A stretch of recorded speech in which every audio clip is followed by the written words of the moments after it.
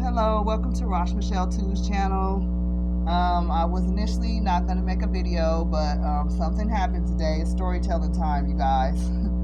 You aren't going to believe how it goes down in my area. Basically, you guys, I made some errands today. Okay, my first errand was to the grocery store. Okay, so by my grocery store in my area, there is a charter school right kind of by the grocery store. So I walked away from the kids because there's a bunch of kids, and plus I don't want to look weird or nothing. So I walked away from the kids a little bit. So I recognized some of the kids in my neighborhood as I was passing them to go to the grocery store, mind you. My cousin actually owns this school, charter school too. A lot of people don't know that. Yeah. So anyway, with that being said, so some little girl that used to live over here or still does live over, I think they're in the process of moving. It's none of my business. I don't know. I'm connecting the dots.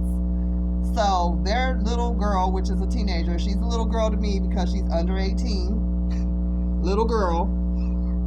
So she said something disrespectful. So normally as a kid, I'd be like, okay, whatever. But since this person lived or used to live in my neighborhood, maybe used to live because they're walking in a different direction coming from a different place, but I don't know. It's none of my business. But regardless, that little girl said something disrespectful, and I knew it was directed towards me because when I walked by, it was definitely known that it was me. So, and I know it was coming from initially from someone in the family, or that a conversation or someone that does not care for me too much. So, or has some personal issue against me. So, I went on about my day, whatever. I get this all the time. I'm used to it. I'm not really used to it, but, I just have to learn how to cope. So, I get home. A repair was made in my apartment. I did laundry. I cleaned the other day, whatever.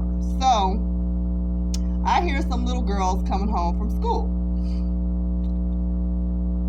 Walking by, nothing unusual. So the little girl walks by my house and she says something again. I'm like, oh, okay, now we got the little girl trying to, start drama. I already had problems with a lot of adults and neighbors in my people in the community harassing me and hating on me. Now we got them having the kids do it. So being that she's a minor, I can't do much. But the thing about it is, this is what I can do. We have school police. We have child protective services, we have regular police, and we have the principal of the school. So, that my cousin owns.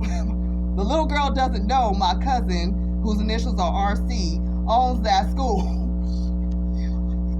That's why you need to watch who you talk to, because you just don't know who's connected to who or who you talk about. But anyway, with that being said,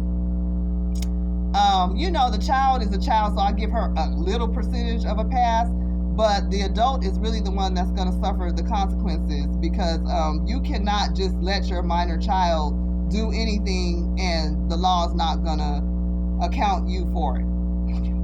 Because under the law of California, and probably just about almost anywhere, your child is under 18, you're still responsible for your child's actions, whether it be right, wrong, or indifferent. I know parents can't control everything their child does, but I know this is a little world star hip hop little situation that's being instigated, and they're thinking because this individual is a child that, oh, she can't do nothing because it's my kid. But I can do something and I will do something, and I don't want to do anything because I don't want to see anybody police violence or none of that. But if I have to do what I have to do, I have to do what I have to do. It just is what it is. This child needs to be learning in a healthy environment, getting ready for college, not harassing an adult. Not harassing an adult. I'm just from a different generation. We just didn't put kids in our stuff, like especially if they're minors. That's just me. I'm from the old school. I just grew up different. They doing it way different now. They doing it super different. So we just had respect. We were so busy doing our own thing, and my kids, they're from like the 106 in Park, where it was popping, everything was fun, PlayStation 3, I know we got PlayStation 5, but back then it was 3, they were having fun, they were on their chirps, they were, they just didn't have, they would care less what we did, You know, they were just having fun.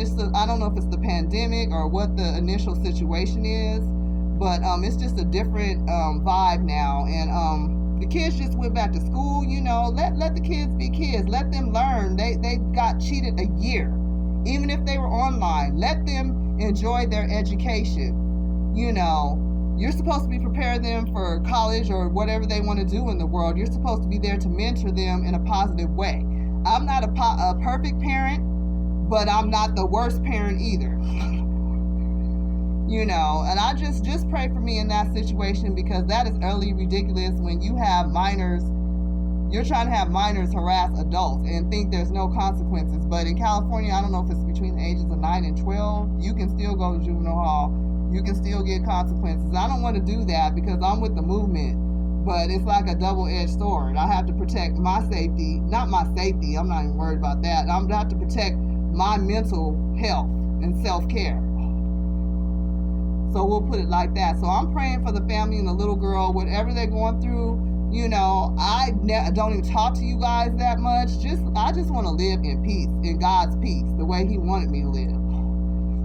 So with that being said, that's the storytelling time, and just pray for me, because that is an utterly ridiculous situation, you know, that I'm going through.